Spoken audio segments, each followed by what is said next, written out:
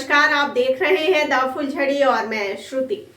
रूस ने यूक्रेन के साथ जंग के बीच ये कहकर दुनिया की धड़कन बढ़ा दी है कि वह परमाणु हथियारों का भी इस्तेमाल कर सकता है। यूं तो दुनिया के 9 देशों के पास करीब 12,700 परमाणु हथियार हैं, लेकिन अब तक इस्तेमाल सिर्फ 2 बार हुआ है। आपको बताते चले कि सन 1945 में 6 और 9 अगस्त को अमेरिका ने जापान के हिरोशिमा और नागासाकी पर बारी बारी बम गिराए थे। लिटिल बॉय और फैट मैन नाम के ये 2 बम इतने ताकतवर थे कि जापान तबाह हो गया। उसे हथियार डालने पड़े और दूसरा विश्व युद्ध खत्म हो गया। दुनिया में एक बार फिर परमाणु हथियारों के इस्तेमाल की बात चल निकली है। परमाणु हथियार या न्यूक्लियर वेपन सामूहिक विनाश के एक ऐसे हथियार होते हैं जो तबाही मचाने के लिए न्यूक्लियर एनर्जी का इस्तेमाल करते हैं। परमाणु हथियार के पीछे का साइंस क्या है, इसके लिए सबसे पहले परमाणु को समझना जरूरी है। जी हाँ, देखिए, हम सभी जानते हैं कि दुनिया में हर चीज अणुओं से बनी है और अणु बने होते हैं परमाणुओं से। परमाणु में 3 अहम कण होते हैं, इलेक्ट्रॉन, प्रोटॉन और न्यूट्रॉन। इनमें प्रोटॉन और न्यूट्रॉन परमाणु के केंद्र में एक दूसरे से बंधे रहते हैं। इस केंद्र को न्यूक्लियस या नाभिक कहते हैं। वहीं इलेक्ट्रॉन इस न्यूक्लियस के चारों ओर ऐसे चक्कर लगाते हैं जैसे पृथ्वी समेत बाकी ग्रह सूरज के चारों तरफ घूमते हैं। आपको बता दें कि माइक्रोस्कोप से भी बमुश्किल दिखने वाले परमाणुओं में बेपनाह एनर्जी छुपी होती है। इसे 2 तरह से निकाला या इस्तेमाल किया जा सकता है। पहला तरीका है कि परमाणु के न्यूक्लियस को तोड़कर, दूसरा तरीका है 2 परमाणुओं के न्यूक्लियस को आपस में जबरदस्त जोड़कर। दोनों ही तरीकों में बहुत ज्यादा एनर्जी निकलती है।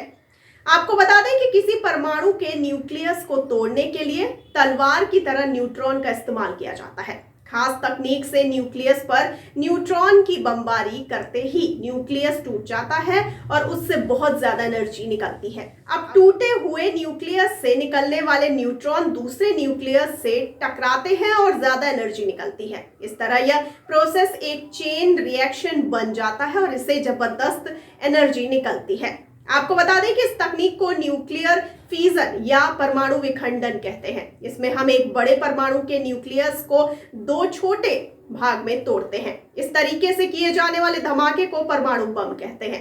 ठीक इससे उलट जब हम 2 हल्के परमाणुओं के न्यूक्लियस को जबरन जोड़कर बड़ा न्यूक्लियस बनाते हैं तो इसे न्यूक्लियर फ्यूजन यानी परमाणु संलयन कहते हैं।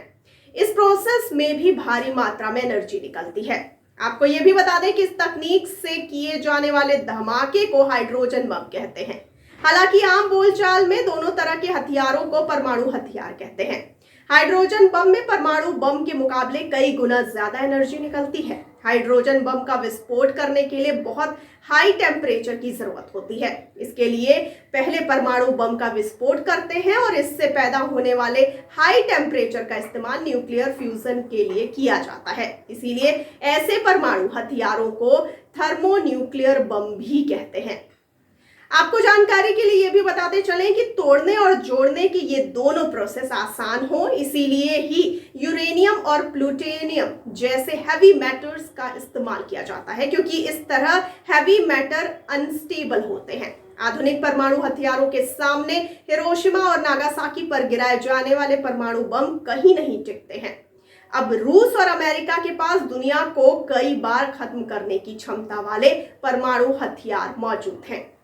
उदाहरण के लिए अमेरिका के पास सबसे ताकतवर परमाणु हथियार B-83 हाइड्रोजन बम है, जो कि 1.2 मेगाटन का धमाका कर सकता है और नागासाकी पर गिराए गए परमाणु बम से 60 गुना ज्यादा ताकतवर है। वहीं सोवियत यूनियन द्वारा बनाया टीसार बॉम्बा अब तक का सबसे घातक परमाणु हथियार है। परीक्षण में इससे 50 मेगाटन का धमाका हुआ था और ये नागासाकी पर गिराए बम से 2500 गुना ज्यादा ताकतवर था। रूस के पास अब इस घातक परमाणु बम का मॉडर्न वर्जन RDS-220 टास बॉम्ब के नाम से मौजूद है, जिसकी क्षमता पुराने बम से 2 गुनी है। तो आपको इस विनाशकारी बम की जानकारी के बारे में क्या कहना है, आपकी क्या प्रतिक्रिया है, हमें कमेंट सेक्शन में कमेंट करके जरूर बताइए। और साथ ही साथ हमारे चैनल को लाइक, सब्सक्राइब और शेयर करना बिल्कुल ना भूलिए। और मुझे दीजिए इजाजत, लेकिन आप बने रहिए द फुलझड़ी के साथ। धन्यवाद।